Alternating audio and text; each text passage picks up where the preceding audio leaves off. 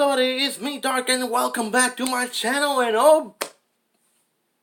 No, I'm not gonna do that. No. So, the 100th episode of Death Battle already came like 4 or 5 hours ago. And I didn't watch it because I actually want to do a reaction video on it. Because this is not a continuation but a second battle between Mario, Jumpman, and Sonic the Hedgehog. And I really want to see it completely. It's probably gonna sound a little bit loudly because of the video. It's not my end, it's just the video. But let's start this because I actually am excited to do this. Yeah, to do this or watch this. So let's begin. Come on. Death Battle. Their rivalry is legendary. Their fame, unmatched. This battle has gone on for nearly 3 decades, but today, it finally comes to an end. Mario, Nintendo's whimsical Italian turtle crusher, and Sonic the Hedgehog, Sega's specialist of speed. Time to find out if Sega really does what Nintendo don't. For this bout, we'll be using the same rules Death Battle has had for the past 3 years. Most importantly, the original video games will be our primary source for analysis. He's Wiz and I'm Boomstick, and it's our job to analyze their weapons, armor, and skills to find out who would win a death battle. Yeah, they did it with their characters. Plumber, carpenter, doctor. Mario has worn many hats throughout his life, but he always does so as a hero. Except for that time he tortured an animal, but no one really talks about that. Yeah. Born as one of the 7 star children possessing an extraordinary amount of power and extra horrible crying fits, Mario was assuredly destined for greatness. Then him and his little bro Luigi wound up in New Donk City, where he spent his days throwing shit at monkeys and fixing toilets. Not exactly the great heroic destiny I was expecting, but hey, at least his girlfriend was smoking. Yeah. But everything changed after a chance meeting with Princess Peach Toadstool. Her Mushroom Kingdom had been conquered by Bowser, the tyrannical king of the Koopas, and her only hope of rescue lay in the hands of the Mario Brothers. And Mario had all the power he needed to take the Turtle Terror down. He's super tough, super quick, and really, really strong. He can jump several times his own height, smash tanks to bits with his butt, and toss Bowser around as if he's a featherweight. So long, Bowser! Needless to say, the Mushroom Kingdom was in good hands. So was the princess. She even gave Mario a piece of her cake. If you know what I'm saying. Get in there, buddy. You deserve it all. Oh, come on. It's an actual cake. That's good too, I guess. And if his strength doesn't cut it, Mario has plenty of extra weapons and powers on hand. He can already shatter brick with his bare fists, but when he needs the power to break down the toughest walls, he busts out the Ultra Hammer. Sounds like a wrestling move Lou Albano would have used back in the day. Pretty much. Rest in peace, Kevin. Forged by 2 master blacksmiths, the Ultra Hammer, combined with Mario's mighty swing, can break through practically any material. And he's got a ton of awesome power-ups, like that spicy fire flower. Actually, while Mario used to need this flower, he has since learned how to use pyrokinesis without it. Well, the ice flower lets him freeze enemies, the Lucky Bell turns him into a kitty cat, and the Super Mushroom gives him a power boost and increases his size. I bet the princess likes that one. With his frog suit, his swimming ability increases dramatically. With the Double Cherry, he can create clones of himself with no power decrease. With the stopwatch, he can freeze time. With the Cape Feather or the Wing Cap, he can soar to new heights. And with the Starman or Rainbow Star, he becomes totally invincible. For a short time. Yeah. And with the Gold Flower, he never has to work another day in his life, cause he's got an infinite supply of money, made of people.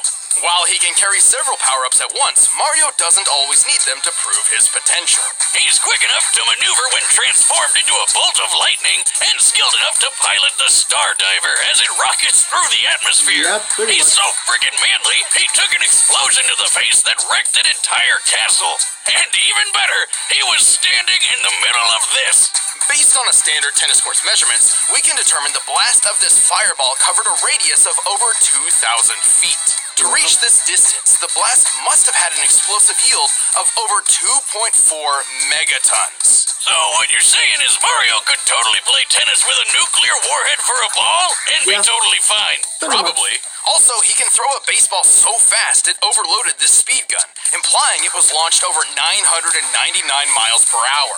In the Mario World cartoon, he hurled a dinosaur out of orbit. Assuming this creature is of similar size and weight to a Tyrannosaurus Rex, this feat would require a force of over 135 tons of TNT. Wait, Wiz, I thought you said we're only using the games. Any official material counts so long as it's supported by the games, otherwise we'd be ignoring a huge majority of the character's history. Take a look at this chain chomp. It's actually made up of solid gold. Gold is ridiculously heavy. While 1 cubic foot of iron weighs 491 pounds, a cubic foot of gold is over 1,200 pounds. Luckily, a chain chomp is a perfect sphere, so we can compare it to Mario's height to find that it weighs nearly 6,000 tons. Wait, did he just leave it in that hole? Cash it in, Mario! That thing's worth $366 billion! That's actually correct. Well, yeah, that guy on TV who always wants my gold told me. This isn't even Mario's most impressive feat. At one point, he lifted an entire fortress and punted it through the air. He does the same thing in the manga, and it's pretty on par with the strength he's shown against Bowser, who survived collapsing castles multiple times. Since this presentation makes the castle's size difficult to determine, we measured the entire interior based on maps from the game. By scaling these measurements to the castle's smaller avatar and conservatively assuming a limestone composition, we've determined the castle must weigh more than 61 million tons. Yeah. And he just kicked it away like it was a freaking soccer ball. Given the distance it was kicked, Mario must have exerted a force of around 3.5 megatons of TNT. Do you realize what this means? Mario's foot is 231 times more powerful than the atomic bomb that dropped on Hiroshima. Now seems like a good time for a beer. Or 12. Honestly, Mario's absurd strength shouldn't be as surprising as you'd think. While he's fairly naive and not much of a strategist, he's saved the Mushroom Kingdom from Bowser's clawed grip time and time again. And the Koopa King is tough enough to survive a dip in the sun, or even a black hole. Don't underestimate Nintendo's powerful plumber. Here we go! Yeah, that is basically somewhere out there, on a strange alternate version of Earth, humans coexist with anthropomorphic animals. But this world has been assailed over and over by the vile Dr. Ivo Robotnik, otherwise known as Eggman. Why the heck does he need such a dumb alias when he's already got it full sounding as Robotnik? But hope persisted. Whenever the Eggman hatched a scheme, one did not have to wait long for a certain blue streak to speed by. This was Sonic the Hedgehog. He's the fastest thing alive! He's the fastest thing alive! Oh my god, that's While Sonic has a superhuman physique overall, speed is his speciality. In fact, superhuman speed is a natural trait for the anthropomorphic hedgehog, though Sonic's abilities are far superior to his kin. Wait a minute, all hedgehogs have super speed? That doesn't make any sense. Really? Well, real hedgehogs are also nocturnal, not blue, and when they try to make friends with foxes, they get eaten. So I don't think Sega cares. Alright then, to stop Eggman from turning all his animal pals into batteries, Sonic cranked up that speed and weaponized it. He can crush his enemies with the spin attack, strike multiple times with the homing attack, go 0 to Sonic Boom instantly with the super peel out, and plow through hordes of badniks with the spin dash. Holy crap! This guy would just like vomit all the time. He's also used a number of power-ups throughout his adventures, including elemental shields. The Aqua Shield is especially useful as it grants him an incredibly high bouncing jump and protection against his greatest nemesis. Robotnik? No. Water. Seriously, Sonic, buddy, learn to swim already and save our ears from that nightmare music. The blue hedgehog can also gain abilities from small alien beings called wisps. They can turn him into a fireball, a yellow drill, a black hole, a bunch of stuff really. Even a demonic hungry hippo. But before we delve any further, there is something vital which we need to discuss. It's time to figure out Sonic's speed. Oh boy, here we go. While he has boasted that he is faster than light, Sonic has yet to prove this in canon without the aid of additional equipment or power-ups. Oh yeah, like when he connects to a trail of rings. But you can't take his bragging too seriously. He's still got some of that radical 90s attitude. I'm out of here. The highest official description of Sonic's speed labels him as hypersonic, or somewhere between Mach 5 and Mach 10. This actually isn't too far-fetched. The game Sonic Unleashed records his speed, and he can reach a maximum around 3,500, SPD. Sonic, he's got an STD. Sonic, it burns when he pees. Assuming SPD translates to metric meters, given the game's Japanese development, that puts Sonic's top speed over 7,872 miles. No! No, come on, no. Oh, you hate it when it does Miles that. per hour. Over 10 times the speed of sound, and just over the official hypersonic description. So, is that it? Well, it's possible, no, likely, that he's faster. In TV shows closely tied to the games, Sonic has dodged meteors, did this with a 10,000 frame per second camera, and even outran lightning. All of which implies that he can move and react around 200 to 300 times the speed of sound. How about that one time he caught up to a cyan wisp? He said that thing's almost as fast as him, even without its laser mode. That's right, the laser is a power it grants Sonic, not itself. Still, wisps are incredibly fast.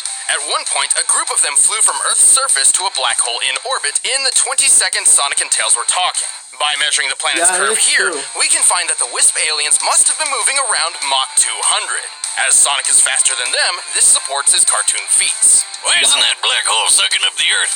That's what they do, right? It's more like a pseudo-black hole fueled by hyper-go-on energy. Yeah, I didn't know better. I'd swear he just made those words up. Its presence near Sonic does emulate that of a singularity, and Sonic actually outran its pull for 30 seconds. Due to chaotic accretion, black holes pull non-orbiting mass inward at 30% the speed of light. Sonic's clearly pushing his running speed to its limit here, or else a black hole wouldn't have pulled him in. With this in mind, it's entirely possible that, without additional support, Sonic's maximum possible running speed must be around 200 million miles per hour. That's insane! The fastest man-made object in real life was the New Horizons space probe, which took off at more than 36,000 miles per hour. It took 9 years for this probe to reach Pluto, but with Sonic's speed, he could make this same trip to Pluto in less than 24 hours. While we're tracking speed, I've always wondered how fast I can chug a beer. Start the clock, Wiz! Are you gonna start? I'm already done. Moving on, even with his unbelievable speed, Sonic has far more power hidden up his sleeves. He doesn't wear a shirt. He can achieve the form of Supersonic by absorbing an enormous amount of positive energy from the 7 legendary Chaos Emeralds. In this mode, he can teleport large objects, survive planet-level explosions, launch energy attacks, and fly near the speed of light. But guess what? This isn't even his final form. After the Emeralds received a boost from the Master Emerald, Sonic could achieve his ultimate state of being, Hypersonic. He's got all the abilities of Supersonic, plus total invincibility, and a hyper flash that insta-kills everything around him. Oh, and he's definitely faster than light now. Unfortunately, good things don't last forever. Without a steady supply of rings, these superforms can't even stick around for a full minute. Sonic has resisted mind control from the Overmind, survived re-entry from orbit, and blasted apart a mountain. This would need more than 200 tons of TNT to pull off. And while fighting his evil Robo-Copy Metal Sonic, they shattered this enormous stalactite. Holy shit, just look at the size of it! By comparing it to the buildings in this city and applying the density of granite, the most common rock in continental crust, we found that this stalactite must weigh almost 47 million tons, which means a break like this would need a force of almost 200 kilotons of TNT.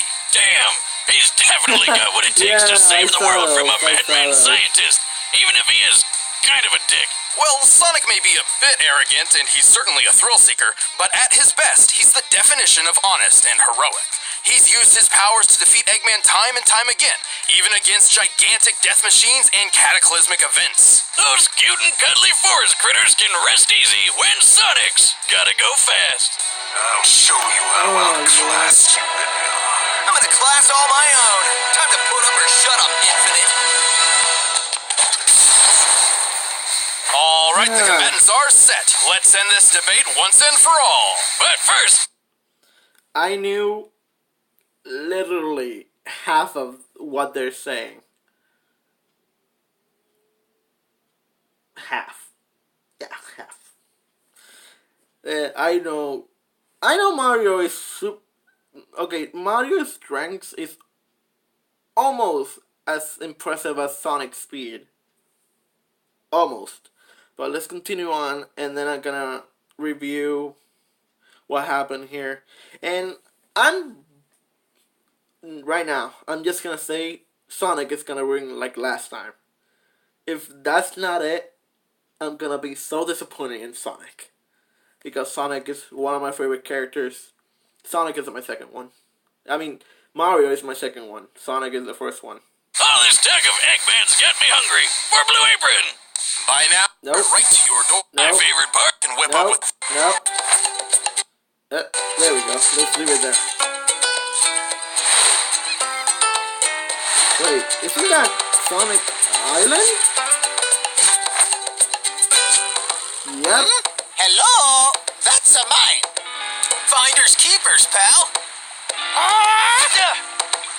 Whoa!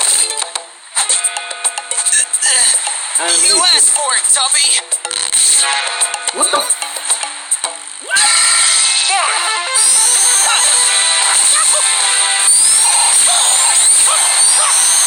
You're too slow.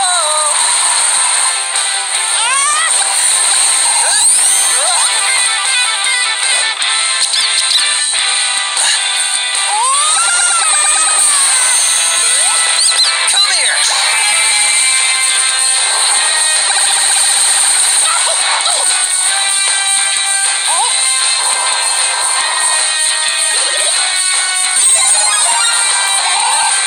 Oh, why? Just why? Ah, damn it.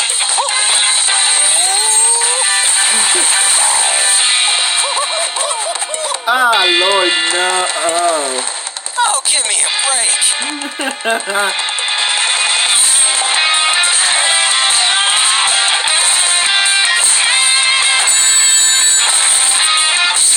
Oh.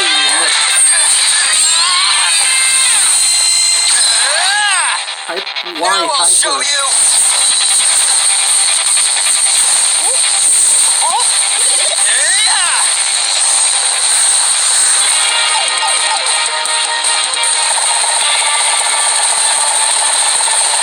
Oh, no.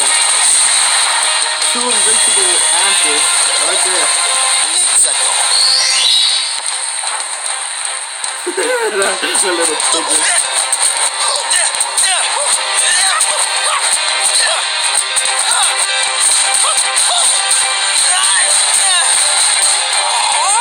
Animation is weird.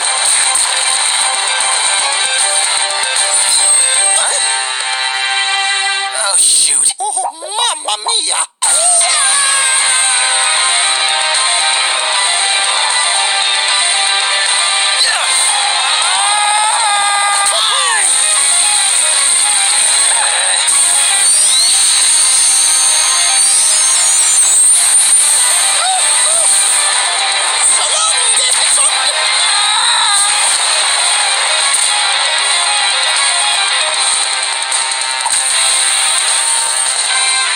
Woohoo! I'm the winner. Whoa! How did that happen? I know Nintendo won the console wars, but I really seem to remember Sonic having this one in the bag. I'm sure Sonic could have won in specific circumstances, but more times than not, Mario takes the victory. Keep in mind this analysis was done with a focus on the games and their closely tied media, excluding alternate contrary sources like the Archie comics or the Mario Brothers movie, where Mario and Sonic are essentially entirely different characters from their gaming counterparts. Sonic had speed in the bag, obviously, but Mario was way too tough for him. Their top strength feats paint this picture very, very clearly. But I know what you're thinking. What good is Mario's strength if he couldn't even hit the blue blur? He's way too fast, right? Yes and no. While Mario obviously couldn't match Sonic's relativistic top-running speeds, he's moved efficiently as a bolt of electricity and piloted the Star Diver. Based on our calculations, this puts him at the same level as Sonic's own reactionary feats. Since Mario was tough enough to tank almost anything Sonic could throw at him, it was only a matter of time before he tagged the blue blur with a deadly blow. But what about chaos control? Couldn't Sonic just stop time and take care of things? What? It's heavily implied he knows how to, but Sonic has never actually used the time stop ability in canon. Even then, Mario's stopwatch does the same thing, putting them on equal footing. Ah, don't do that. Where's my wallet? Actually, most of Mario and Sonic's power-ups countered each other in this way. Mario even had plenty of options for defending against Sonic's invincible super forms. But Mario also had a much wider variety of power-ups, offering multiple ways to overpower Sonic. For example, he could have frozen Sonic solid, or even turned him into gold. His arsenal would always outlast Sonic's because he's been shown to carry more of them on his person. Oh, God. Oh, I've seen things. But even then, Mario's durability blew Sonic's out of the water. Even if we assume the 200 kiloton stalactite feat was entirely Sonic's doing, Mario survived an explosion that was 12 times more powerful. Simply put, Sonic didn't have a lot of viable options that could take Mario down for good. I always knew Sonic was impressive, but Mario is just ridiculous. Probably that mustache. Sonic was obviously incredibly fast, but he couldn't compete with Mario's superior strength, durability, and varied arsenal. He got Mario'd. After 100 episodes, you still can't think of a good pun? No, but now they can see me do this. Ah, check it out, Wiz. The winner is Mario. I'm disappointed. I'm actually really disappointed that Sonic lose. I'm sad. I'm actually sad. Well, I lost in the Sega. Sonic, you betrayed my trust. But in my own eyes, Sonic is still better than Mario, even though they say everything there. It is true that he has a lot of power-ups, but I still think Sonic could have won. But whatever, they did it like that.